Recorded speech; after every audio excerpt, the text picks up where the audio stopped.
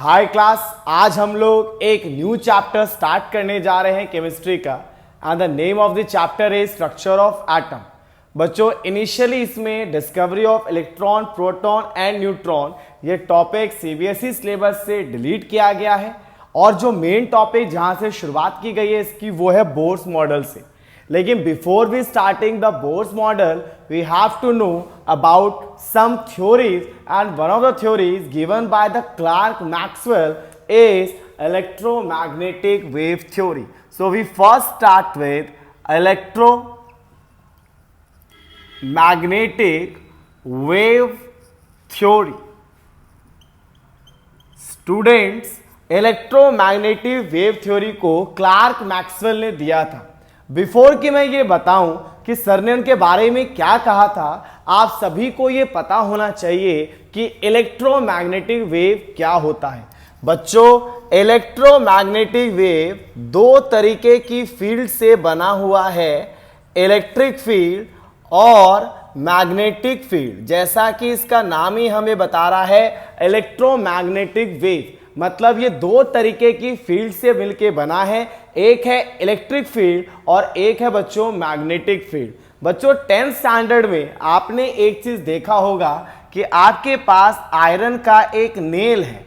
उस नेल में अगर आप कॉपर का वायर लगा दें और यहाँ पे बैटरी को कनेक्ट कर दें तो बच्चों यहाँ से इलेक्ट्रिक फील्ड जा रहा है, मतलब इलेक्ट्रिसिटी जा रहा है, जिससे इस कॉइल के पास मैग्नेटिक बिहेवियर आ रहा है। मतलब ये एक्सपेरिमेंट हमें बता रहा है कि हम इलेक्ट्रिक फील्ड के थ्रू कुछ मैग्नेटिक कैरेक्टर को डेवलप कर सकते हैं। वैसे ही आपने एक्सपेरिमेंट और पढ़ा होगा बच्चों कि कॉइल में आपने सिर्फ गैलोमीटर लगा रखा है और इसके पास आप मैग्नेट को ला रहे हैं और इस मैग्नेट के मूव करने से इसके अंदर इलेक्ट्रिक करंट आ रहा होता है, जिसको आप इलेक्ट्रोमैग्नेटिक इंडक्शन भी कहते हैं। यहां पे आप क्या कर रहे हैं, मैग्नेटिक फील्ड को चेंज करके आप इलेक्ट्रिक फील्ड को ला रहे हैं। मतलब हमें पता है बच्चों कि अगर हम इलेक्ट्रिक फील्ड को चेंज करते हैं, इस बैटरी के स्ट्रेंथ को चेंज करते हैं, तो इसका मैग्नेटिक स्ट्रेंथ भी बदलता है। हम इसके मैग्नेटिक स्ट्रेंथ को बदलते हैं तो इसका इलेक्ट्रिक बिहेवियर भी बदलता है। मतलब अगर मैं इलेक्ट्रिक फील्ड को चेंज करता रहूं तो मैग्नेटिक फील्ड डेवलप होता रहेगा और अगर मैग्नेटिक फील्ड को चेंज करता रहूं तो इलेक्ट्रिक फील्ड जनरेट होता रहेगा। इसका मतलब एक चेंजिंग इलेक्ट्रिक फील्ड एक चेंजिंग मैग्नेटिक फील्ड प्रोड्यूस करेगा और इन इनवर्स वो मैग्नेटिक फील्ड हमें इलेक्ट्रिक फील्ड जनरेट करके देगा।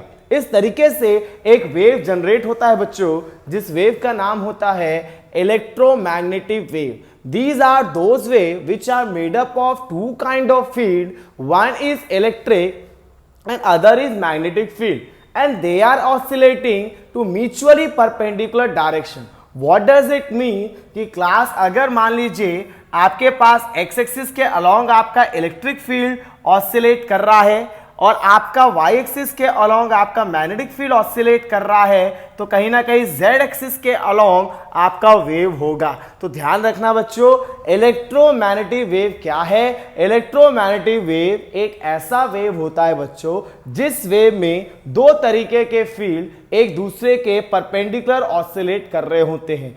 एक फील्ड होता है इलेक्ट्रिक फील्ड, एक होता है बच्चों मैग्नेटिक फील्ड, और दोनों एक दूसरे के म्यूचुअली परपेंडिकुलर होते हैं और एक दूसरे के म्यूचुअल से ऑसिलेट करके इस वेव को जनरेट करते हैं। तो बच्चों, इस चीज का लेना देना हमारे क्लार्क मैक्सवेल थ्योरी से क्या है। एक चीज और बच्चों, इन वेव्स को ट्रैवल करने के लिए किसी भी तरीके का कोई मीडियम नहीं चाहिए होता है। जैसे कि साउंड को ट्रैवल करने के लिए एयर की नीड होती है या किसी मीडियम की नीड होती है। They do not require any kind of medium for their propagation and they are moving with the speed of light. Light की स्पीड से बच्चों ये लोग ट्रैवल करते हैं। तो व्हाट इज इलेक्ट्रोमैग्नेटिक वेव बच्चों? Electromagnetic wave are those waves which are made up of two kind of field, electric field and magnetic field, and oscillating such that they are mutually perpendicular to each other as well as their direction. अगर electric field x के long oscillate कर रहा है magnetic field Y के along oscillate कर रहा है, तो जो वेव है बच्चों वो जेड एक्सिस के अलॉन्ग ट्रैवल कर रहा होगा। इस चीज का ध्यान रखिएगा बच्चों। और इस मीड्स को किसी भी तरीके के मीडियम की रिक्वायर्ड नहीं है, ये हमेशा लाइट की स्पीड से ट्रैवल करते हैं। तो बच्चों इसका क्लार्क मैक्सवेल की थ्योरी से क्या लेना देना है? क्लार्क मैक्सवेल ने बच्चों हम लोगों को इलेक्ट्रोमैग्नेटिक वेव थ्योरी दिया था। क्या कहा था उन्होंने कि अगर हमारे पास कोई सोर्स ऑफ एनर्जी है, बच्चों सोर्स ऑफ एनर्जी होता है जहां से एनर्जी निकलता है। अगर आप एक बल्ब को भी देखेंगे तो एक बल्ब में एक फिलामेंट होता है बच्चों, और अगर ये फिलामेंट बर्न होता है तो यहां से एनर्जी निकलता है। आप चाहें बच्चों एक हीटेड रॉड ले लें, अगर रॉड को आप गर्म करते हैं तो यहां से भी एनर्जी निकलता है। सबसे बेस्ट एग्जांपल क्लास सन को ले लीजिए, सन से भी क्या निकलता है? एनर्जी निकलता है। तो क्या कहा क्लार्क मैक्सवेल थ्योरी ने? इन्होंने कहा कि अगर हमारे पास कोई भी सोर्स ऑफ एनर्जी है, चाहे वो बल्ब हो, चाहे वो एक गर्म रॉड हो, चाहे एक नेचुरल सन हो बच्चों, वहां से जब रेज निकलती हैं तो वो लगातार निकलती हैं, कंटिन्यूअसली निकलती हैं विदाउट एनी ब्रेक। ऐसा नहीं कि निकल रहा है रुक रहा है, निकल रहा है रुक रहा है, नहीं, ये लगातार कंटिन्यूअसली यहां से एनर्जी निकलता है। और ये एनर्जी किस फॉर्म में निकलता है? ये निकलता है इलेक्ट्रोमैग्नेटिक वेव की फॉर्म में। यही तो पहला पॉइंट था कि बच्चों किसी भी सोर्स से, जो किसी सोर्स एनर्जी से जो एनर्जी रेडिएट होता है, जो भी एनर्जी वहां से रेडिएट होता है, निकलता है, वो निकलता है in the form of EM wave, electromagnetic wave की फॉर्म में निकलता है। इस इलेक्ट्रोमैग्नेटिक वेव में दो तरीके का फील्ड होता है, इलेक्ट्रिक फील्ड और मैग्नेटिक फील्ड, और आपस में म्यूचुअली परपेंडिकुलर होते हैं। इसको किसी भी तरीके की मीडियम की नीड नहीं होती, और जब ये वेव ट्रैवल करते हैं तो ये लाइट की स्पीड से ट्रैवल करते हैं। ये कुछ छोटे मोटे पॉइंट है बच्चों जो इलेक्ट्रोमैग्नेटिक वेव थ्योरी के थे। क्या? फर्स्ट, एनर्जी कंटिन्यूअसली एमिट होता है, एनर्जी कंटिन्यूअसली एमिट होता है।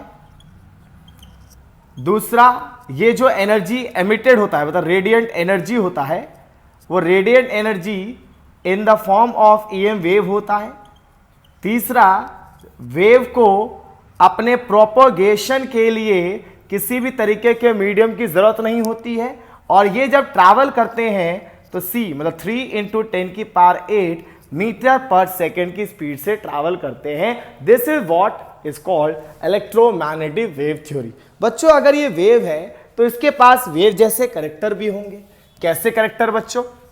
जैसे कि हमारा एक नॉर्मल वेव है, अगर हम एक नॉर्मल वेव की बात करें,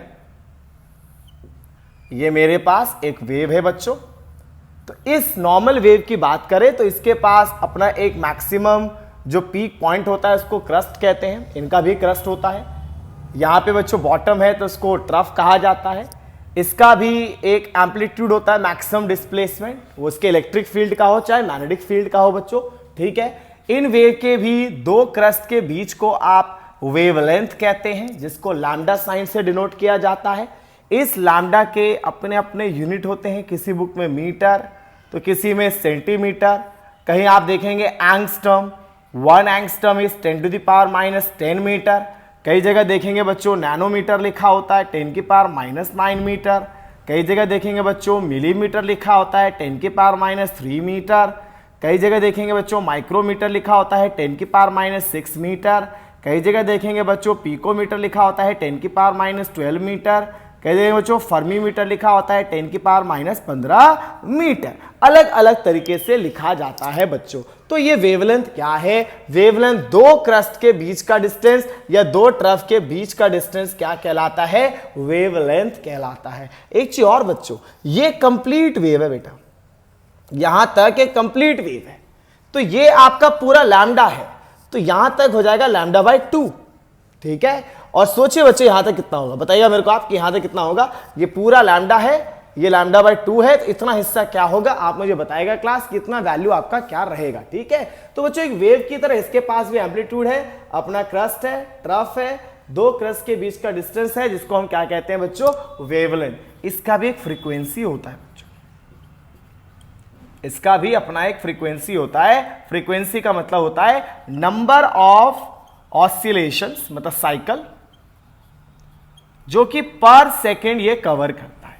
ठीक है, मतलब एक पर्टिकुलर पॉइंट अगर मेरे पास है तो पर सेकेंड कंप्लीट वेव कितनी वहां से निकल रही है बच्चों, वो इसका फ्रीक्वेंसी होता है। कई बार आप बोलते हैं ना, कई बार टीचर्स बोलते हैं बेटा ये क्वेश्चन बड़ा फ्रीक्वेंट क्वेश्चन है। फ्रीक्वेंट क्वेश्चन का मतलब बार बार आता है, तो वैसे यहां है बच्चों, फ्रीक्वेंसी का मतलब इस चीज से है कि ये जो वेव है कंप्लीट वेव कितनी पास कर रही है एक सेकेंड में। जैसे इसका ऐसा यूनिट होता है बच्चों हर्ट्स, आपने कई बार सुना होगा, इसका ऐसा यूनिट होता है हर्ट्स, जिसका मतलब होता है एक साइकिल पर सेकेंड। मान लीजिए बोलता बच्चों 10 हर्ट्स है किसी का फ्रीक्वेंसी, इसका मतलब क्या हुआ कि वो एक सेकेंड में 10 वेव पूरे करता है, एक सेकेंड में ऐसे 10 साइकिल पूरा करता है बच्चों, इसलिए उसकी फ्रीक्वेंसी है 10 हर्ट्ज। लेकिन उसको एक साइकिल पूरा करने में कुछ टाइम भी तो लगता होगा बच्चों, एक सेकेंड में कितनी साइकिल गई वो फ्रीक्वेंसी है, तो उसकी एक साइकिल को पूरा होने में कुछ टाइम भी तो लगता होगा। वो टाइम बच्चों टाइम पीरियड कहलाता है। क्या कहलाता है? Time period. टाइम पीरियड क्या है? वो टाइम जो लिया गया है टू कंप्लीट वन साइकिल। ठीक है, जैसे आपके एक सेशन का होता है बच्चों कि आप जब आपने 11th से 12th में जाते हैं तो आपको एक साल का पूरा आपका सेशन होता है, तो एक उसका टाइम पीरियड है। ठीक है, तो टाइम जैसे एग्जाम देते हैं तो उसका एक टाइम पीरियड होता है, 3 घंटे में एग्जाम एंड हो जाएगा। तो टाइम पीरियड का मतलब होता है इसको एक वेव पूरा करने में कितना टाइम लगा। और इस टाइम पीरियड में और इस फ्रीक्वेंसी में एक रिलेशन होता है बच्चों, time period is equals to 1 by frequency, reciprocal of the frequency. ठीक है, अब बच्चों इसका फ्रीक्वेंसी हो गया, इसका टाइम पीरियड हो गया, इसका एक होता है बच्चों वेव नंबर। एक क्या होता है बच्चे? वेव नंबर, जिसको वी बार से डिनोट किया जाता है। वेव नंबर क्या होता है बच्चों कि अगर मान लीजिए मेरे पास एक यूनिट लेंथ है बच्चे, यूनिट लेंथ कुछ भी हो सकता है, 1 किलोमीटर, 1 मीटर, 1 सेंटीमीटर, पर होना चाहिए यूनिट लेंथ का 1। तो मान लीजिए यहां मैंने कुछ वेव्स बनाई है बच्चों, तो इस वेव आप काउंट कीजिए टोटल कितनी कंप्लीट वेव है। 1 2 3 4, अगली तो आधी है। देखिए एक कंप्लीट वेव लैम्डा, एक और 2 लैम्डा, 3 लैम्डा, 4 लैम्डा, आगे तो है ही नहीं। मतलब यहां पे 4 कंप्लीट वेव हैं इन यूनिट लेंथ। इस यूनिट लेंथ में 4 कंप्लीट वेव है, तो यही इसका वेव नंबर हो गया। तो वेव नंबर क्या होता है? कितना कंप्लीट वेव है इस यूनिट लेंथ में। बच्चों सोचिए कि अगर मैं इसका वेवलेंथ बढ़ा दूं, है ना, देखिए ये इसका वेवलेंथ हुआ, या कितना छोटा वेवलेंथ था, तो वेव नंबर अपने आप ही घट जाएगा। अब कंप्लीट वेव ज्यादा रहेंगी नहीं। इसीलिए बच्चों वेव नंबर में और लैम्डा में एक इनवर्स रिलेशन होता है। Wave number is equals to 1 by lambda. तो वेव की तरह एम्पलीट्यूड है, वेव की तरह अपना क्रस्ट है, वेव की तरह अपना ट्रफ है, दो क्रस्ट के बीच में वेवलेंथ है। जब ये ट्रैवल करता है तो एक साइकिल पूरा होने में जो टाइम लगता है वो टाइम पीरियड होता है। ऐसे कितनी साइकिल एक सेकेंड में पास हुए बच्चों, फ्रीक्वेंसी होता है। फ्रीक्वेंसी और टाइम पीरियड एक रिलेशन होता है, time period equals to 1 by frequency. Frequency का एस्टिमेट बच्चों होता है हर्ट्ज। एक होता है बच्चों वेलोसिटी, किस वेलोसिटी से ये वेव ट्रैवल कर रहा है ना, वेलोसिटी या स्पीड कह लो। तो आपने 9th स्टैंडर्ड पढ़ा हुआ class, frequency is equals to होता है वेलोसिटी बाय लैम्डा। रिलेशन ध्यान रखिएगा, ये क्या है? Velocity of wave. अगर ईएम वेव है तो आप जानते ही हैं कि अगर ईएम वेव है, फॉर ईएम वेव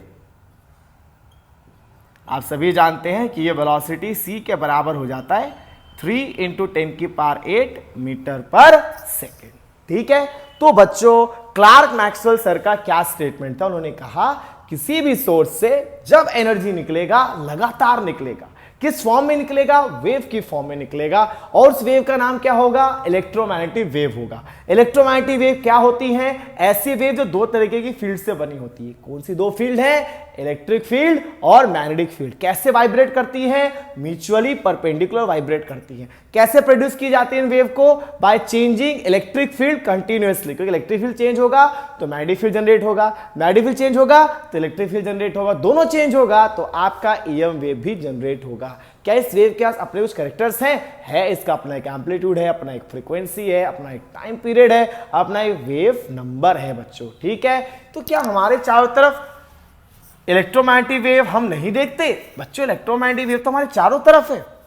अगर हम देखें तो इलेक्ट्रोमैग्नेटिक वेव तो हमारे चारों तरफ है बच्चों। आप देख लीजिए, cosmic rays, gamma rays, ultraviolet rays, visible raise. अगर हम वाईफाई यूज करते हैं वहां वेव होती है, कॉलिंग करते हैं वहां ईएम वेव होती है।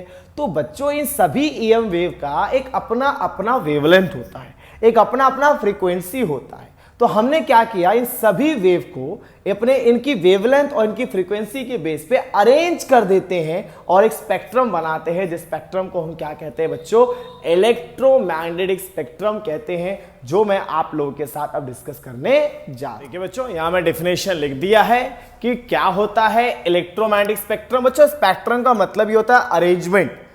ठीक है, जैसे आपने 10th क्लास में पढ़ा था ना विबग्योर वाला, वो भी तो क्या था, एक स्पेक्ट्रम ही तो था, जहां पे इस तरफ जाते वक्त वेवलेंथ बढ़ता था और फ्रीक्वेंसी घटता था। वैसे यहां है बच्चों, क्या है बच्चों, सबसे पहले होता है कॉस्मिक रेस, फिर होता है गामा रेस, फिर होता है X rays, ultraviolet rays, फिर आता है बच्चों विजिबल रेस, फिर आता है बच्चों इंफ्रारेड वेव्स, फिर आता है बेटा माइक्रोवेव्स, और फिर आता है आपका रेडियो वेव्स। तो बच्चों ध्यान से सुनिए, आपने क्या किया, अपने चारों तरफ जितने भी इलेक्ट्रोमैग्नेटिक वेव्स थे आपने उन सभी को अरेंज कर दिया। इधर इधर जा रहे हैं बच्चों तो वेवलेंथ बढ़ रहा है। क्या बढ़ रहा है, वेवलेंथ। मतलब रेडियो वेव का वेवलेंथ सबसे ज्यादा इधर जाते वक्त, और इधर जाते वक्त अगर आप जाएंगे तो फ्रीक्वेंसी क्या हो रहा होगा, फ्रीक्वेंसी कम हो रहा होगा। क्लास क्योंकि हमने पढ़ा है frequency is equals to v by lambda, जिसका वेवलेंथ ज्यादा है उसकी फ्रीक्वेंसी क्या होगी, कम। तो बच्चों what is electromagnetic spectrum? Electromagnetic spectrum का मतलब होता है एक अरेंजमेंट करना अलग अलग ईएम वेव्स का on the basis of their increasing wavelength and decreasing frequency. सबसे ज्यादा रेडियो वेव का वेवलेंथ होगा, सबसे कम कॉस्मिक का वेवलेंथ होगा, सबसे ज्यादा फ्रीक्वेंसी इसका होगा और सबसे कम फ्रीक्वेंसी इसका होगा। बिल्कुल वैसे ही बच्चों जैसे विबग्योर में हुआ करता था। तो क्या है बच्चों electromagnetic wave theory? Clerk Maxwell ने कहा किसी भी सोर्स से जब एनर्जी निकलेगा तो लगातार निकलेगा, in the form of wave निकलेगा, उस वेव का नाम इलेक्ट्रोमैग्नेटिक वेव होगा। इलेक्ट्रोमैग्नेटिक वेव एक ऐसा वेव होता है जो इलेक्ट्रिक मैग्नेटिक फील्ड से मिलकर बना होता है। इसको ट्रैवल करने के लिए कोई मीडियम नहीं चाहिए, जब भी ट्रैवल करेगा लाइट की स्पीड से ट्रैवल करेगा। इसका अपना एम्पलीट्यूड है, अपना फ्रीक्वेंसी है, अपना वेव नंबर है, अपना इसका क्रस्ट, ट्रफ, एम्पलीट्यूड, सारी वैल्यूज हैं बच्चों जैसे नॉर्मल एक वेव के साथ होती हैं। ठीक है, तो मेरे ख्याल से आप सभी बच्चों को ये टॉपिक क्लियर होगा स्टूडेंट। ठीक है, जैसा भी आपका रिस्पॉन्स हो क्लास प्लीज आप लोग मुझे कमेंट सेक्शन में बताएंगे। ठीक है।